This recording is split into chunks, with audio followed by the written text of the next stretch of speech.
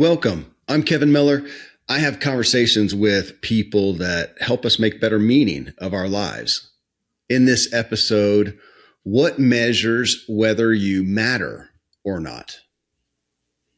So, do I intrinsically matter? Do you? And then based on what? There's almost a saturation of information and ideas on purpose, what purpose is and having purpose in your life.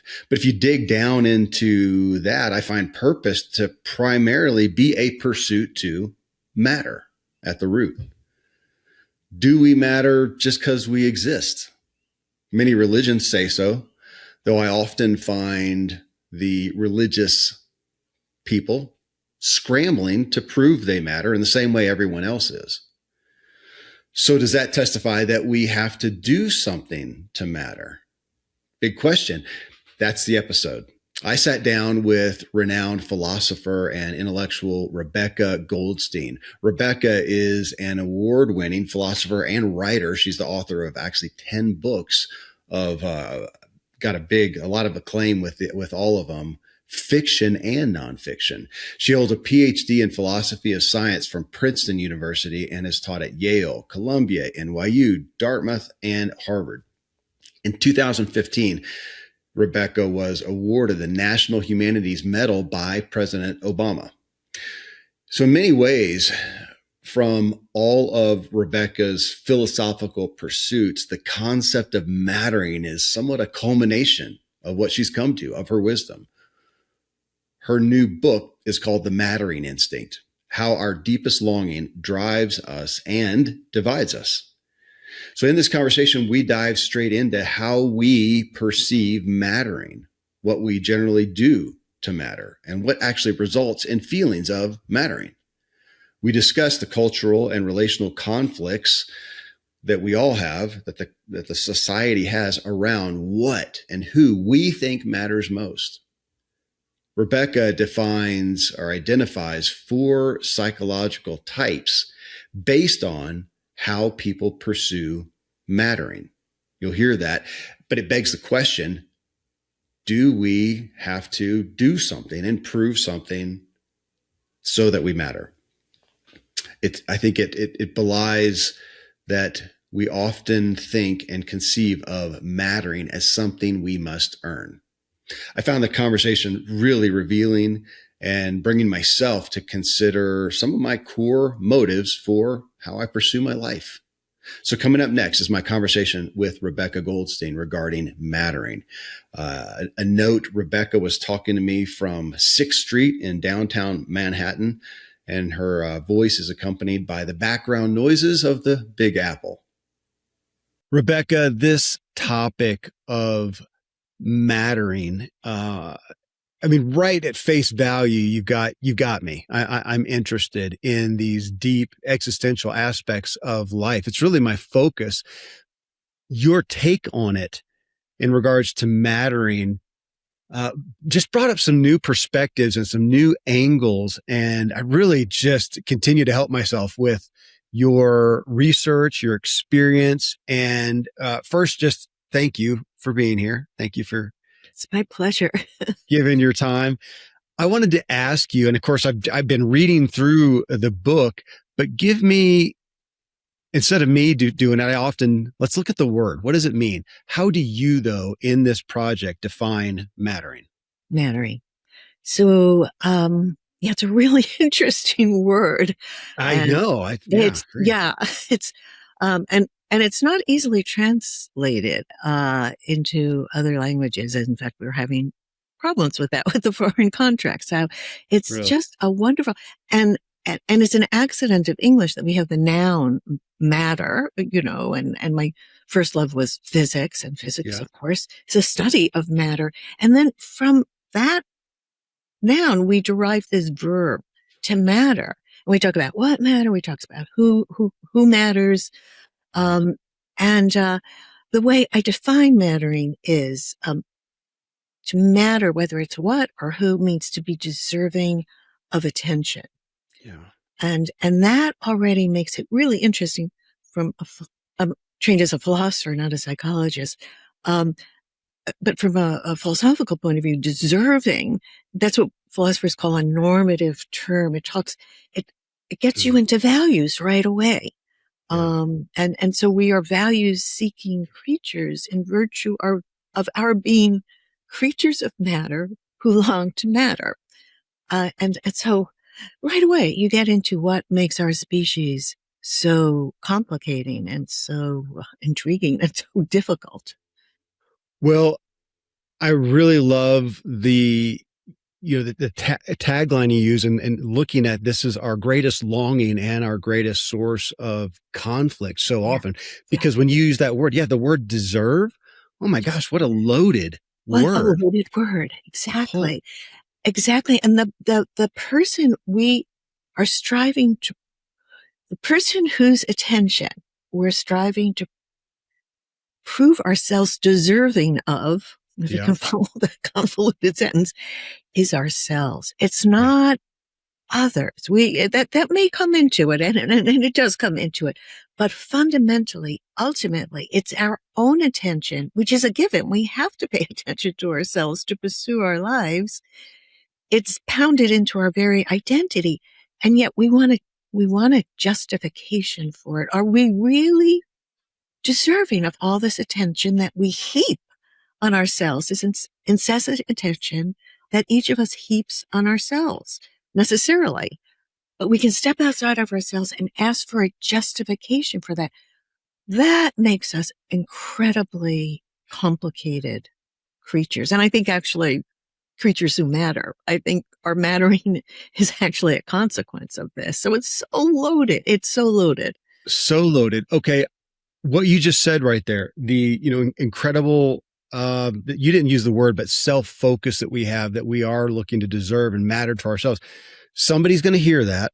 Yeah. Like I would have in the past, admittedly, and thought, Yeah. no, not me, not Yeah. me. I'm Yeah. selfless and I just give to others and whatnot. And I'm going to call foul on that, but address the aspect of, if it's fair to call it self-focus, if you want to call it something It else, is but self-attention. We pay a lot of attention to ourselves. We have to. yeah, Um, and in fact, we have proof from neuroscientists that, what's called the default network mode, what you're yeah, thinking about when you're not paying attention to the external circumstances, you're kind of mind drifting, fantasizing. What you're thinking about is yourself. You're planning your future, or you're fantasizing, you're remembering past experiences. It's pounded. What is it to be oneself? You're the person. You don't need any extra reason for why you pay so much attention to that particular person other than you are that person. It's almost what it means to be a particular person. Where great differences come in.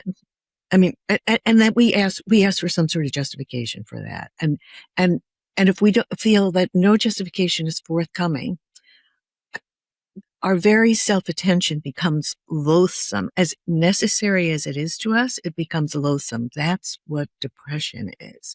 The mm, suicide hotline in the US is I saw www.youmatter.gov. that. Yeah, And so and I go through one of the profiles, I tell stories about a lot of different kinds of people. One is William James, a great hero of mine, a great philosopher and psychologist. And he had debilitating, a depression, clinical depression. He would lie on, and he was multi-talented, too many talents. He didn't know where to put it. He didn't know what had to decide on what I call a mattering project, to focus on this and this be the way that one serves this need to justify ourselves in our own eyes. It may be to be selfless. It may be to be an altruist. It may be to be a selfless giver, caregiver to others. That's your mattering project, but that is the way that you are justifying yourself in your own eyes. So it doesn't negate what I'm saying, doesn't negate selflessness, altruism, the Buddhist endeavor to get past your own ego. All of these are mattering projects that can be chosen. And I would say free will exists anywhere. It exists on how we choose to minister to our longing to matter. Um, all of these can be ways and kind of selfless ways. The mother who gives everything to her children, to their flourishing. And that's the way she is leading a meaningful life. But this very search for how do I satisfy myself so that in my own eyes, I'm leading a life of purpose and meaning, stems from this need to justify ourselves and our own self-attention. Does that make sense? Oh my gosh. No, can we do 10 hours? Because I mean, this is really my primary focus of what motivates us as humans. How do we secure ourselves so we're not going around as I feel like, and I'm saying we, including myself in this, we have become, it feels like the most insecure, fragile culture and warring about what matters. And there's a crisis of mattering. Yeah, exactly. There's so many avenues. I'm going to have to be really, really sharp here to hit the highlights because I could go down so many veins, because this aspect of, first off, justifying ourselves in our own eyes. Rebecca, I think I have worn myself out trying to find that justification from others. I'm not going to say this is the reason I did it, but I'm open to it. I have 9 children. Children. Yeah. Who has 9 children? It wasn't a religious thing. It wasn't a decision, but I fed my identity insecurity, to some degree I don't know if that's why we had the kids, but I was Superman. I'm God. I take care of everything. I am there for you. And I matter to all of them. Great. Yes. And then look what I do here. I devote myself to the self-help arena, and I want to matter to people. So much testimony that I do. And I did that and I did that and I did that until I burnt. You burnt out. Yeah. Because I never justified me to me looking in the mirror. It was out there, and it was insatiable is what it felt like. And I bet I'm not alone. Oh, are you not alone? No, are you not alone? And there's something, I just want to put it on the table. To me, there's something so estimable. So it's a wonderful feature of our human nature. And we have this capacity to step outside of ourselves because of these enormous brains that we've evolved. We have this capacity for self-reflection. We step outside of ourselves, look at how much we matter to ourselves, and ask for some kind of justification for that. We all speak, we pay lip service to the intrinsic dignity of humanity, of being human. And I believe that. And I believe that it really resides in this, this need to try to justify ourselves. We are it makes us value-seeking creatures. We bring values into the universe in our effort. They can be bad values. And I profile a lot of people have what I would call bad values, including an ex-neo-Nazi, who in his former life would have been happy to see a person like me gone, and so, or put it in my place, and because he mattered more. So, we have ways of dealing with this. Some of us that are very destructive to ourselves, or even worse, to others. So, but it's so complicated. It's the heart of us, and we are enormously complicated and perplexing to ourselves, to each other, because of this need. But this need, to me, it makes us lovable. Okay, I want to ask you, I want to do a couple contrast questions. One, in my own level of awakening, I'll call it, to myself and looking in the mirror, is that your phone? It is. I am going to shut that off. It's not enough to be in the middle of Manhattan with all this noise, but sorry. I should have shut. It's okay. I'll just mark it. Hold on. Yeah. Okay. It's gone. So in my own realization That again, I had to come to a place of what I'm going to refer to as burnout or just exhaustion or just finally having to realize, oh my gosh, I'm bitter and that's not who I want to Oh, be.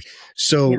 divesting myself to whatever degree to really a different relationship with other people, especially those dearest to me, but at large and a relationship to myself.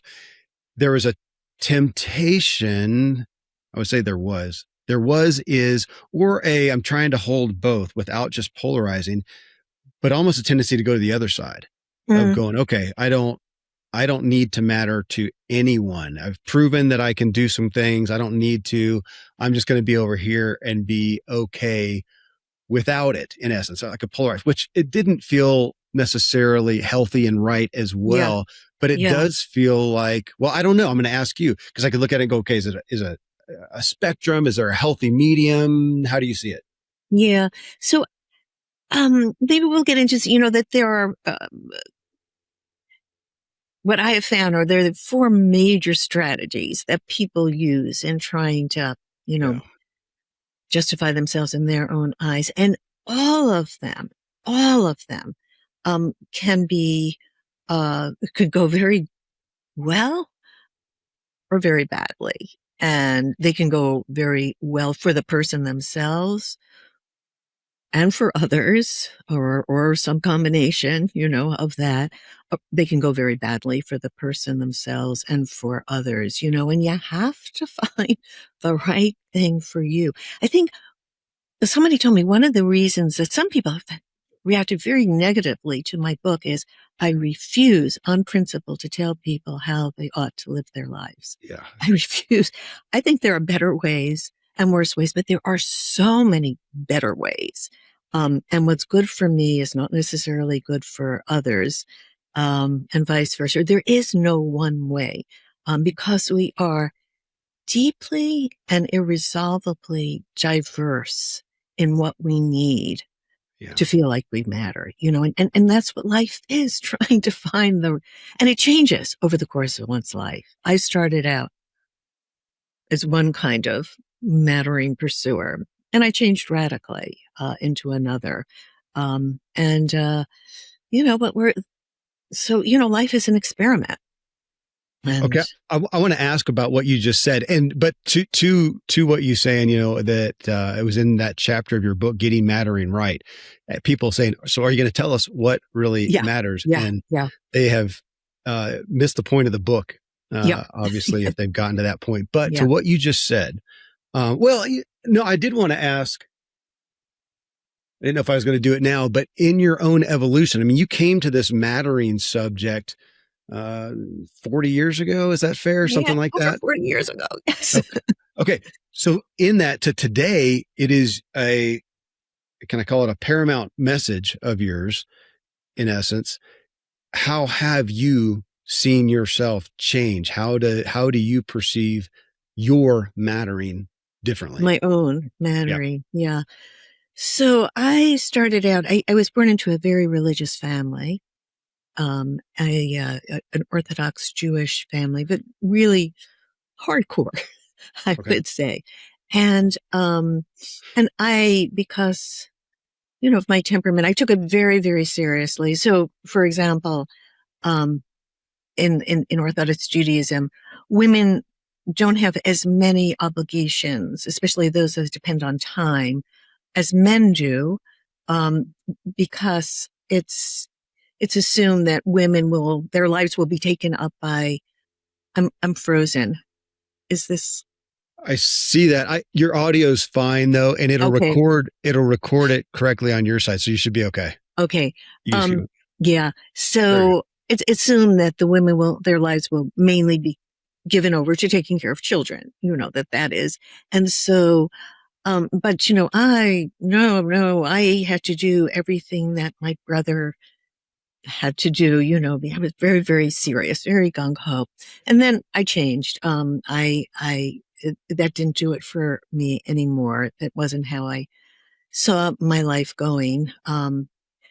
In terms of, if you would have asked me then what is the purpose of my life? I would say to serve God. That's the reason I was created, to serve God. He has a plan for me. or I wouldn't be here. And so it was a very religious, Orthodox religious answer. I found myself not able to continue to believe that. Hmm. And that caused a real, was like an existential crisis in me in my adolescence. This is when it happened. And, so you saw your life as grounded on a certain premise that you no longer believed. And it was very apparent to me that I needed something else, and I was really depressed. Can I ask, Rebecca, in line with that, because you address this in the book, you're looking at what matters to you changing. Can I make the assumption or ask how it played out with your family and significant Yes. others in your lives? If you're Yes. deviating from what matters to them, you've also Yes. got that pressure. Well, I had made, it was not a rebellion against my family, whom I loved tremendously. So I made a vow with myself that I would keep every law. And there are just so many laws, Yeah. everything you put into your mouth, everything you do from morning to night, there's a law. And that I would keep those laws for them. So that was a big sacrifice. It really was. And I did find myself, eventually resenting that, and as I became, because then my real mattering project became one that was defined by knowledge, trying to understand as much as I possibly could about everything and how it all fit together, and just trying to understand. And so, science was important to me, and later philosophy became important to me, but literature became all of it, and that was my mattering project, to just try to get as much knowledge in this lifetime as I could, make some sense to it. And then I got a little more ambitious. Can I add something, to that knowledge? Even an itsy bitsy bit, that would be helpful to other people. And that really became, my mattering project. So I studied, I got my Ph.D., I became a professor, I started writing books. And yeah, but meanwhile, I kept all the laws, and I vowed to myself I would do so until both my parents had died. And, I was 50 by the time. Unfortunately, I lost my father quite young, in my 20s, but, I was 50 by the time I lost both my parents. And I had to tell my family, I don't believe in this. Otherwise I'd feel like a hypocrite, right? I would tell them that, but I love you, and I want, I don't want to hurt you. I don't want to hurt you. I don't want to be rejecting your way of life and my family's attitude was, eventually she'll come around. Just by going through all the performance, eventually the belief would come. But that wasn't true. It didn't happen, and I would have been happy if it had, but it didn't. I want to hit on that. I mean, this book, here's the title: The Mattering Instinct, How Our Deepest Longing Drives and Divides Us. But you, somewhere in the beginning of the book, I don't think you come out and flat make the claim, so I'll do it for you. Okay. You're looking at this at a deep level, a life of philosophical pursuit amongst neuroscience and other things, and coming and saying, I'm paraphrasing Rebecca here, that we're kind of at an existential crisis. It looks like we keep talking about a mental health crisis. Yeah. But I'm going to say maybe that's the correlation of an existential crisis and what is at the root. And you're saying, I think it's this, it's what matters to us and how we matter to ourselves. And I want to, well, first off, tell me if I got that correct. And then I have a big question. You got that right. And I just was reading in some newspaper, why, it was a social scientist at the University of Chicago who's a great expert on political violence and talking about, the real objective rise on both sides of violence of people who think, millions of Americans who won't go out and commit the violence, but think it is justifiable on their side, on the right and on the left. And I was saying, it's no longer just tribalism, political differences. It's existential politics, that we're entered the period of Wow. existential politics. And that is exactly right. Our existential dilemmas and why it's, right now hitting us so hard is something, social scientists should really be studying, but it is hitting us very, very hard, and nothing can hit us harder than these existential dilemmas. This is the core of us. This is our glory and our fall.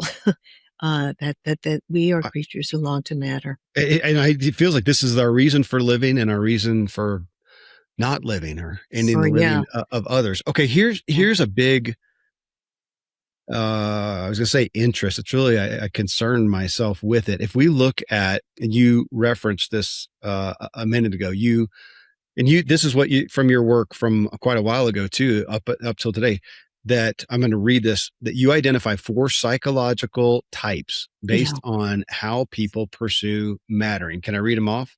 Oh, sure. Yes. Thank you. Number 1. So this is we could in essence categorize ourselves within these. So as everybody's listening, you can look at this and see where you resonate. But then I have a very big question around it. So first off, number 1, heroic strivers. And you have in parentheses that you find mattering through achievement. I definitely align a lot with that one. Number 2, socializers. You make meaning or find meaning through relationships. Transcenders find meaning through spiritual communion. And competitors, that you find meaning through besting others. Those are your categories. Here is one. I fully align. So I'm with you, and I don't like it because they're all external. They're all external things. And I still feel like I don't want to rely for my core mattering to me, for my own ability to be secure in essence, no matter what. Not that it doesn't matter how I affect humanity and whatnot, but for my mattering and values and core identity, to be fulfilled through those, they're all external. That feels dangerous. Yeah, I think so. And I do think that it's very healthy for all of us to think about the fact that simply in virtue of wanting to justify ourselves in our own eyes makes us matter. We do matter. This is not to deny the mattering of other species. I am a very fervent lover of animals. I love animals. That this sort of general abstract, of course you matter, you're a human, you matter, doesn't do the trick. We want something tailored to who we individually are, some way to use ourselves in the best way possible. Again, that's a good thing. This is a good thing. So, but there can't possibly be one way that's right for everybody. And it does mean, I guess there are people who just feel, I've met some people, very few, who just feel, whatever they do, it's okay. They're okay with them. They're just enjoying every moment. But most of us aren't like that. I don't know, maybe have had a very good temperament and a very good childhood. It's not the way it is for most of us.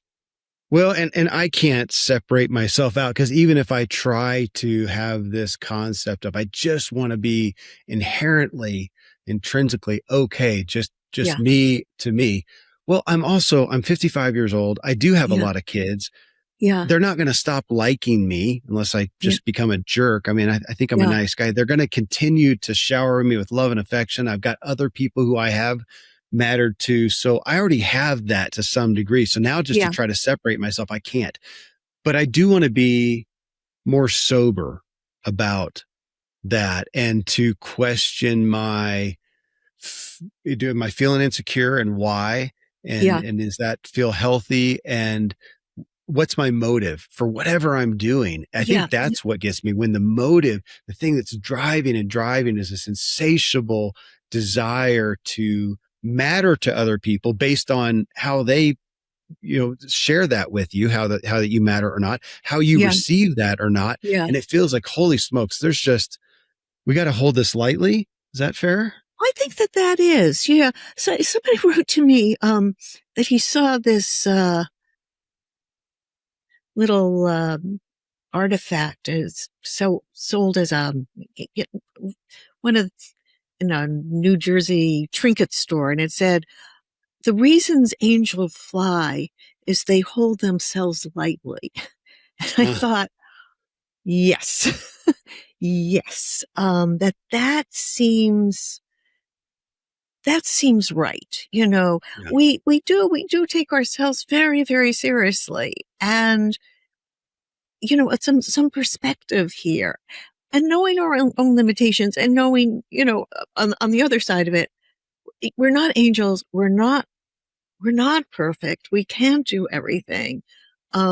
This is all mental health, but there are ways that we want to put our energies that they add up to something. I think that, most of us want a life that we feel we haven't wasted.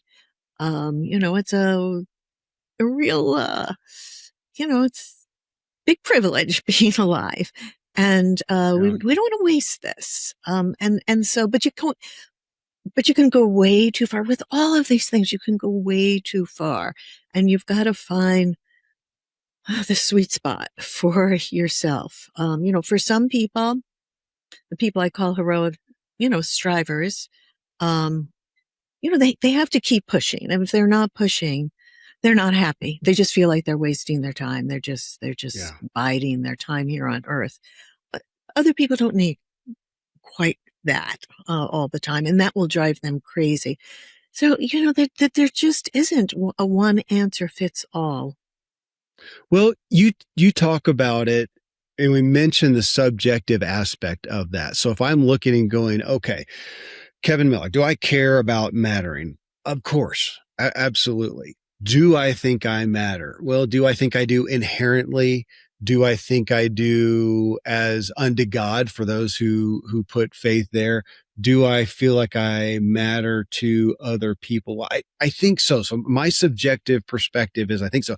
But now if they tell me, if I have a testimonial written out, like some of the great endorsements you have for you in your book, well, there's proof. That's objective. This guy and this lady and these people and this group and this demographic. And I look at all the proof. There's the objective proof that I matter. Can I tell you something? Please.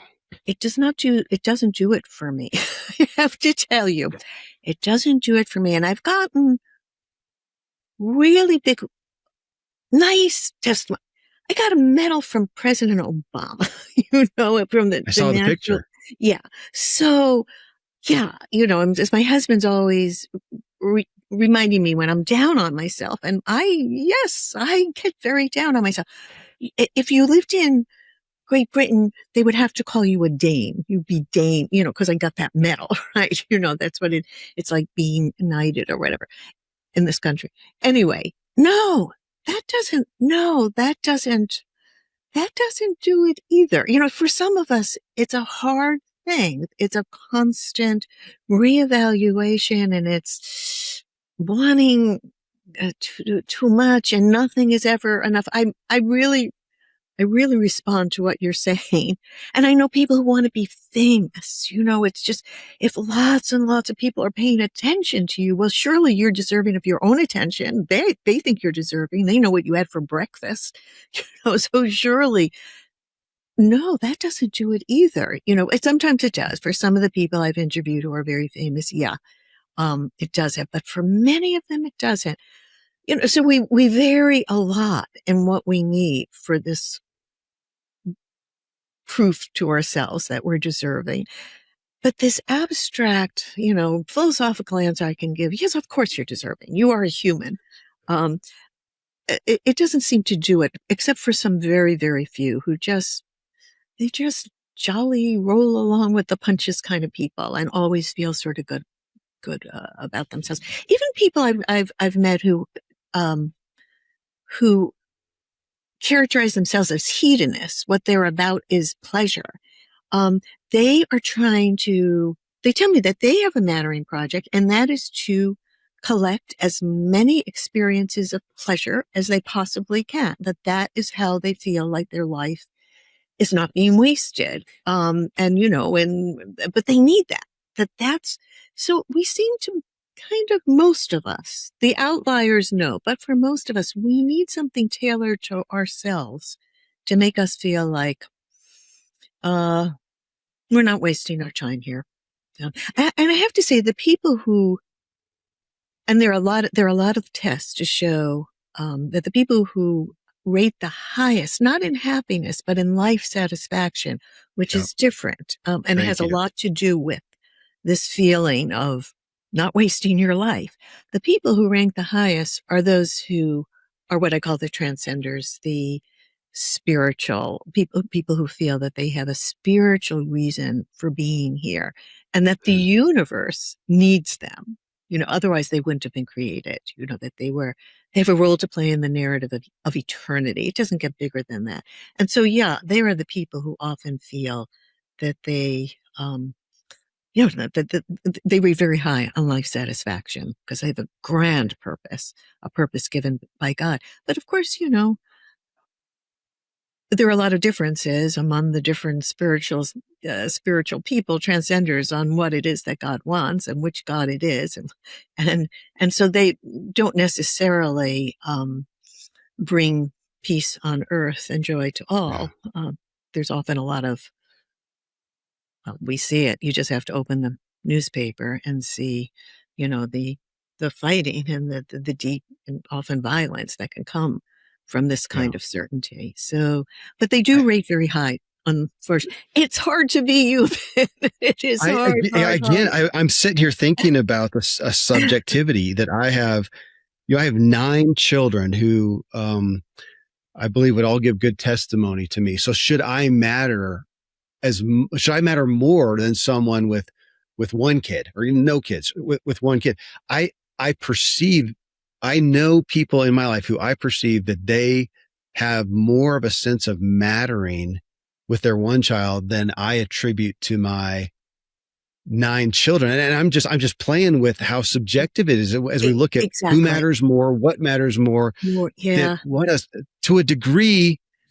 Even I didn't thought about it till you just said it again, Rebecca, that the aspect of deserving attention. My gosh, we're in the social media era and there's so many people with millions of followers that I would say, I'm not going to paint with a broad brush, but there's some of them I could say, I don't think they matter to anyone. They provide entertainment and they're good attention getters, but do they deserve anything? I don't know that they're good at performing and providing something I guess people want to watch, but I don't see any inherent value in the culture. So again, if we look at it, is really silly and even destructive, If we look at the measurements, we're pissing in the wind. It feels like, you coming from a religious construct, we used to have this discussion kind of like who sits at the right hand of God? Is it Billy Graham who brought 1 million people to Christ?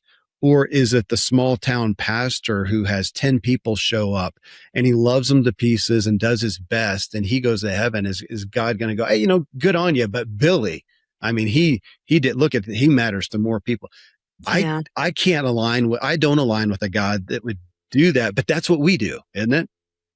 It is. It is. And, and in some sense, what I really want to say is, in the way morally that matters, there is no inequality of matter. Subjectively, there's a difference, right? Some people feel like they matter a whole bunch and they get a lot of validation, from that. And one of the things I think that's gone wrong in our society, why we're suffering from a crisis of mattering, is that we don't only have something that has received a lot of attention, income inequality, right? Where the top 1/100th of 1%, are earning like, what is it? I forget the numbers now, but 70% of the GDP, it's just, that they've got 70% of the income compared to the rest of us, it's not just that, but our values have become,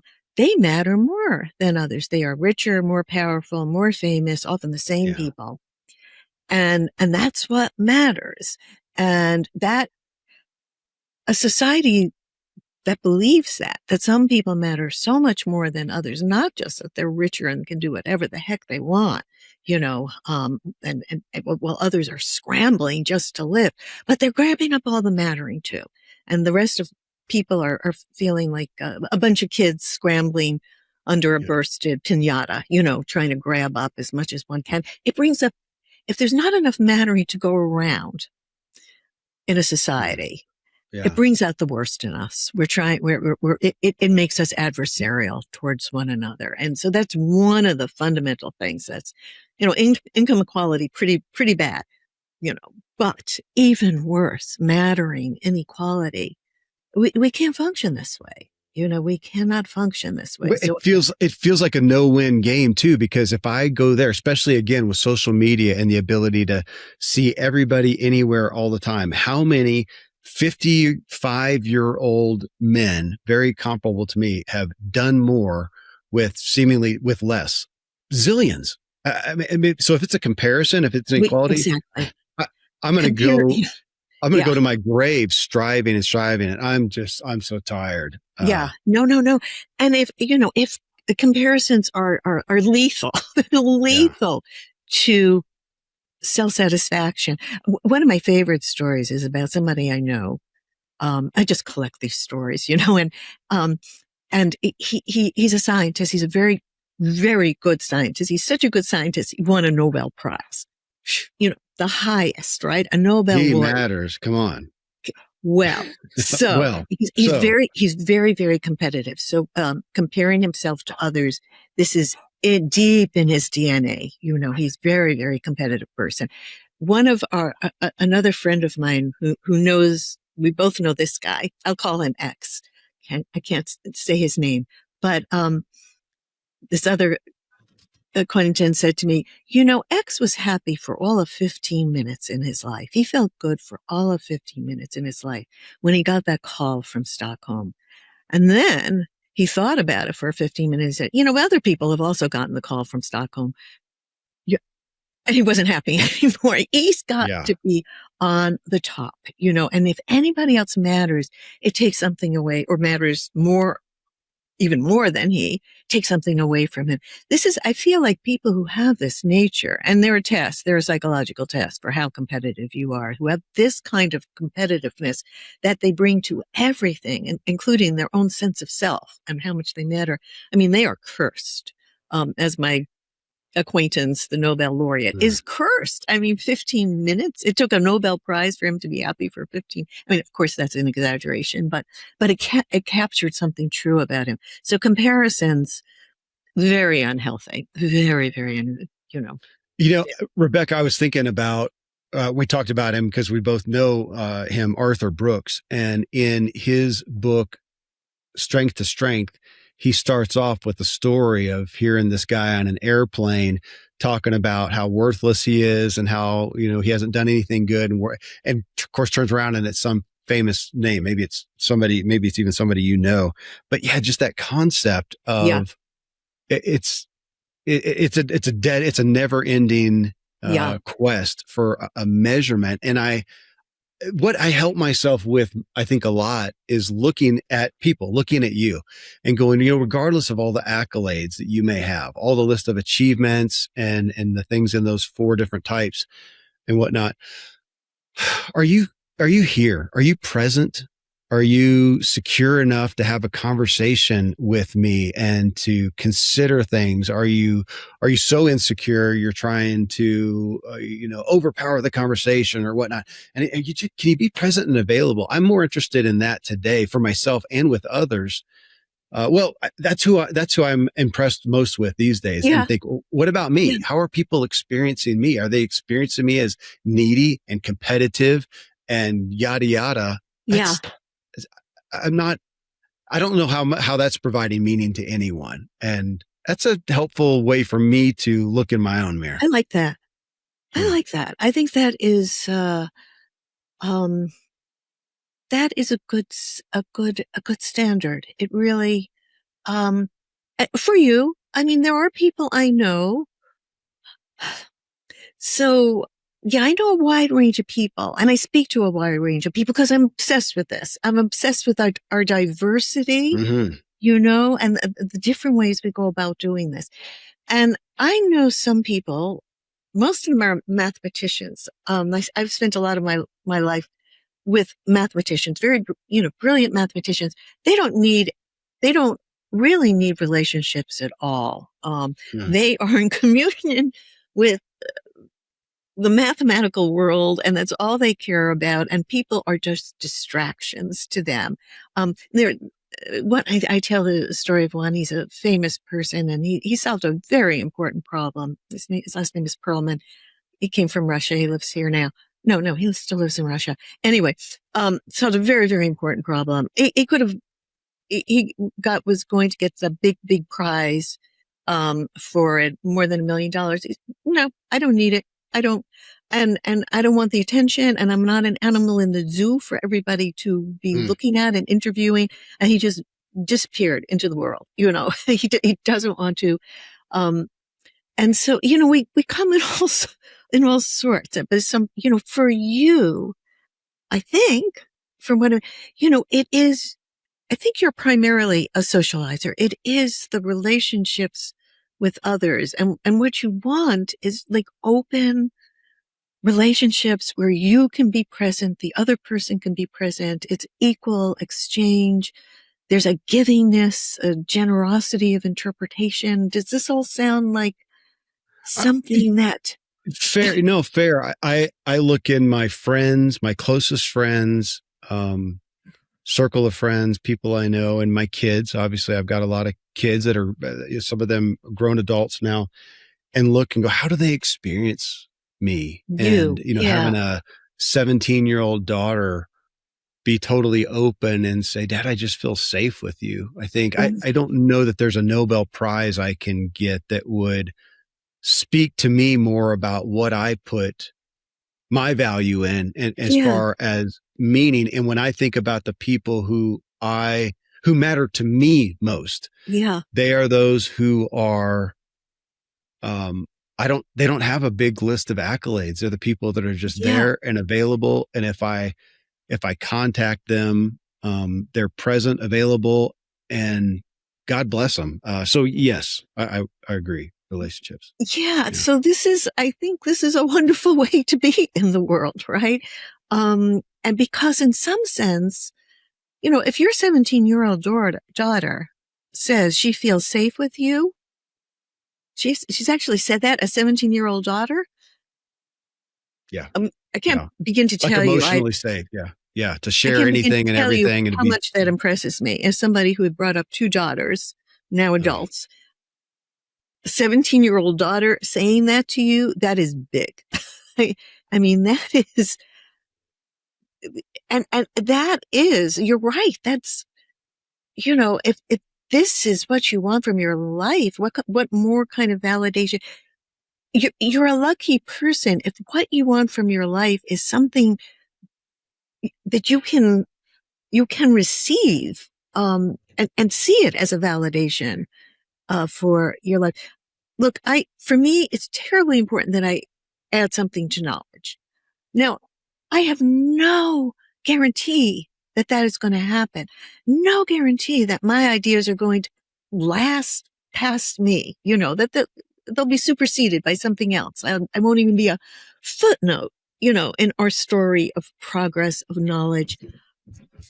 And I have to accommodate myself to that. I find my life meaningful just in trying to do this, but I don't have any validation, that is going to be true, because it's not people now saying, oh, you've done some good work, good girl, pat on the back. No, I want my contribution to be somehow lasting, to build up to something that others can build on.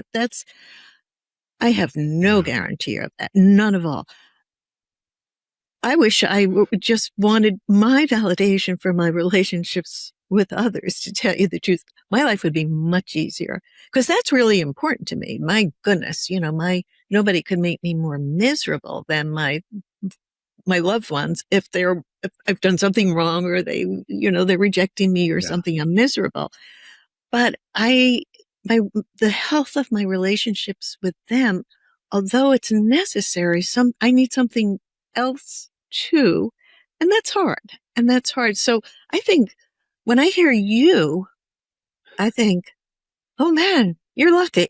I mean, you're 17-year-old, Rebecca, I thank you. I'm thinking about it and thinking, okay, because as you talk, I resonate with some of what you're sharing. I have a project I am devoting myself to. I'm about 2 years into a full-on devotion.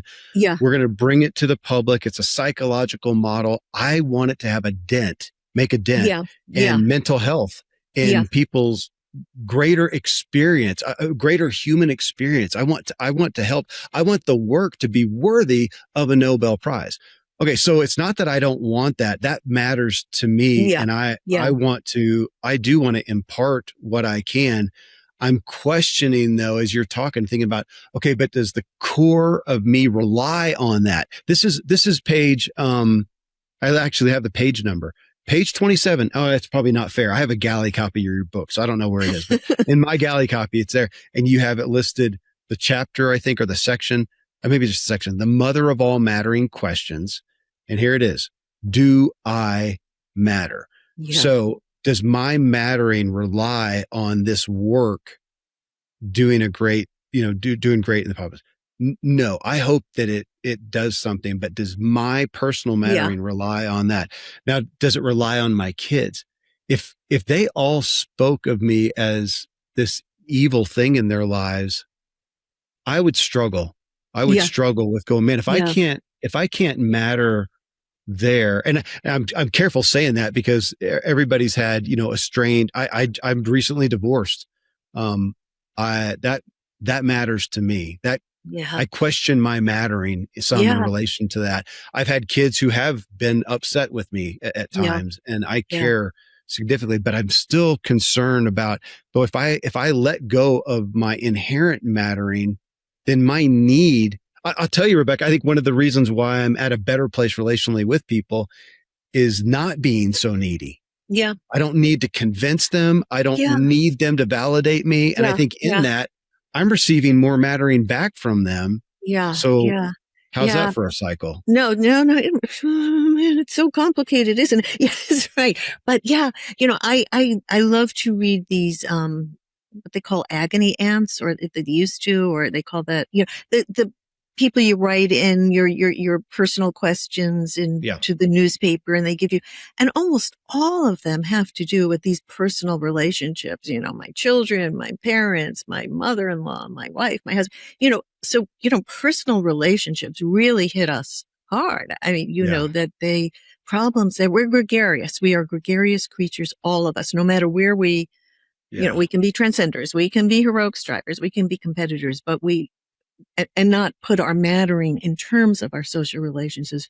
But for all of us, our social relationships, especially these intimate ones, matter. We need these relationships, but, and that, so for all of us, this can really bring us to misery when they go wrong. Well, it feels like not backwards math. What do you think in this regard? I feel like subjectively, I perceive that I am mattering to others more and receiving that testimony as I make an effort not to need their mattering. Yeah, no, it's true. And if you read, you read these advice columns and the sorts of questions come in, it's often as people whose whole sense of mattering depends on the nature of these relationships. And that is a lot of pressure to put on other people, that they are going to provide your sense of mattering. So, for some people it works, and that's the way they're constructed. I mean, this is the one thing that the big message I always want to get out, which is we're very different. We need different things. I know people who don't need people at all. I know people and that's all they need, or their nearest and dearest, and it works for them. But so there's no one size fits all. And in the way that, I don't know, is most meaningful or most moral, most ethical, we all matter. Yes, we do. I mean, that is a basic. We all matter, and nobody should be pursuing their mattering, by undermining other people's mattering. And if you can actually add something to others' sense of mattering, or to flourishing in general, it doesn't even have to be flourishing of other humans, animals, our planet, but, flourishing, as opposed to death and decay and entropy, what the physicists call entropy, all the better. That's a good way. That's something objective. I think that we can turn on ourselves, turn on others. Can I talk about entropy for a moment? Absolutely. Yes. I mean, which most people know about. I mean, it's a basic law of physics, a second law of thermodynamics. That sounds pretty depressing. It is depressing, which is that, the direction of time is towards destruction, death, decay, that all physical systems slide from order to disorder, and enough disorder and the physical system doesn't exist anymore. And that's true for us too. We will die and, entropy will get us in the end. And that is as objective a fact as any we know. The physicists call this the supreme law of physics. No matter what we discover about the universe, the second law of thermodynamics will hold up for deep reasons, a little bit of which I go into in the book. And life itself is a struggle. To be alive, whether you're a bacterium or us, all living things are struggling against entropy. All of the energy that a living thing has to take in is put to work against entropy and trying to have the order that all life depends on. And that's all the laws of biology are derived from this, that life is struggle against entropy. And so one of the things I think about, to me, this has something to say about this mattering business. Do we want to be on the side of entropy, hastening destruction, wherever it is, our own destruction, the destruction of others, of animals, of the planet itself, anything, destruction. Or do we want to be on the side of life, in its resistance to entropy? And for me, that's now become my standard that I use. And that means there are so many ways to get our mattering right, because there are so many ways that we can struggle against entropy, in our own lives, in our mattering projects. And some ways that we can be on the side of entropy. And some of the most powerful people in the world who matter so much in terms of the attention that they get are on the side of entropy, of destruction. They're making life harder. And they're making life on this whole planet harder. They are not living good lives. So now I'm being kind of a little dictatorial. I'm saying some people are not living good lives, and that the standard is entropy. Are you contributing to entropy, or are you in life struggle against entropy? Does that do I like it. I mean, I look at some things. Is it adding to life? Is it beautifying somebody's life? Is it elevating someone's life or life in general, or taking away? I mean, it sounds so big, but what a way to measure my efforts. Yes. I mean, and it can just be, I end with the story of this woman, as poor as woman is ever lived on the face of this earth. An orphan Yeah. at 3 years old. She grew up in China during the Civil War. Orphaned at 3 years old. Oh my God, she doesn't know who her parents are. And the way she could barely keep body and soul together, but she was a trash collector, and she would bring recyclables, and get her a few cents for it. Well, it was during China's one child policy. Mao Zedong had this policy, you could only, there was a problem of overpopulation. You could have only one child. You would be, get in big trouble if you had more than one. Well, how did that work out? If you had a child and it was a girl, you wanted to get rid of the girl. And so she, being a trash collector, would find babies, infant female babies, in the public toilets, in the dumpsters, on the side of the road. And this woman would gather up these children, and she said, okay, I'm going to start crying.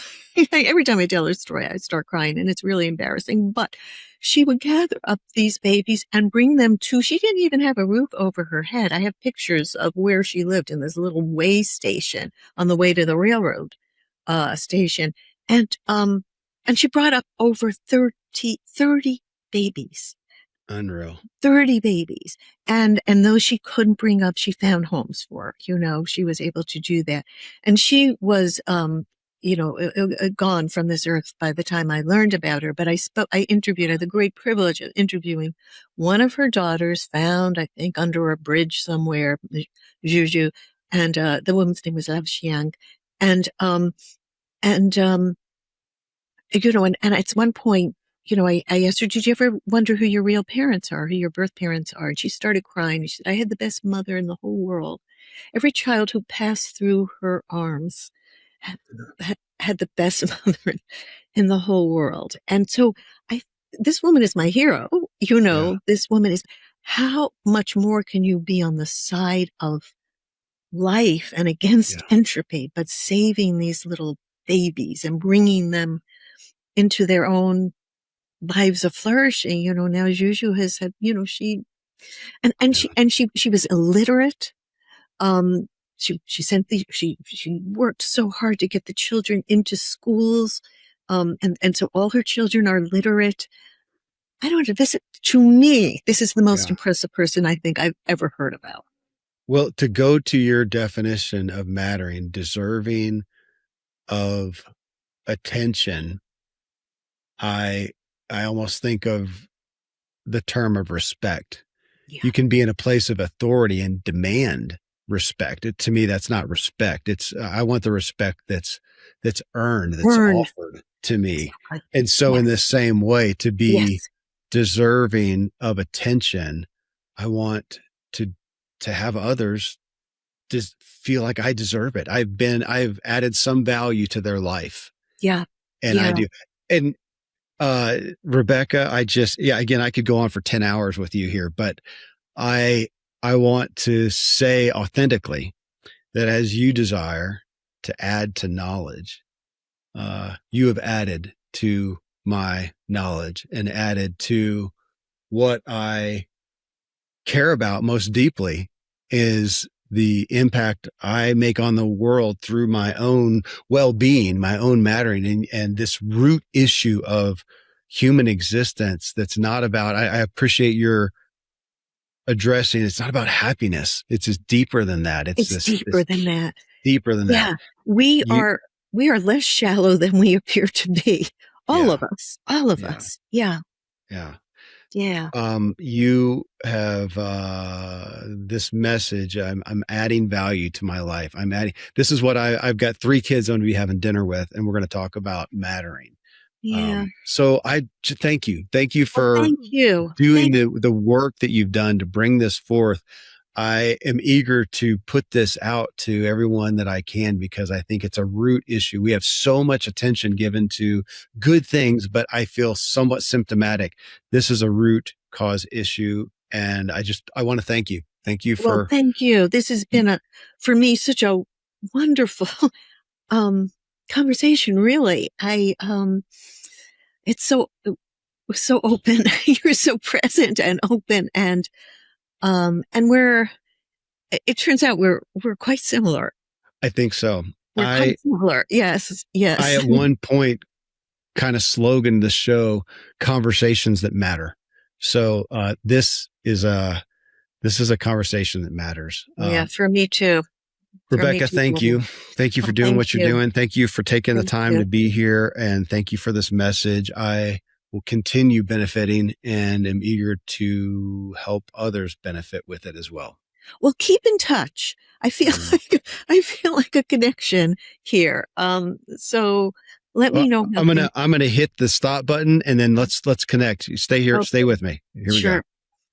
Thanks for joining us in the discussion, Rebecca Goldstein. And again, the book is The Mattering Instinct: How Our Deepest Longing Drives Us and Divides Us. Till next time, here's to you and me making better meaning of our lives, in our lives, and experiencing the miracle of living. Yeah.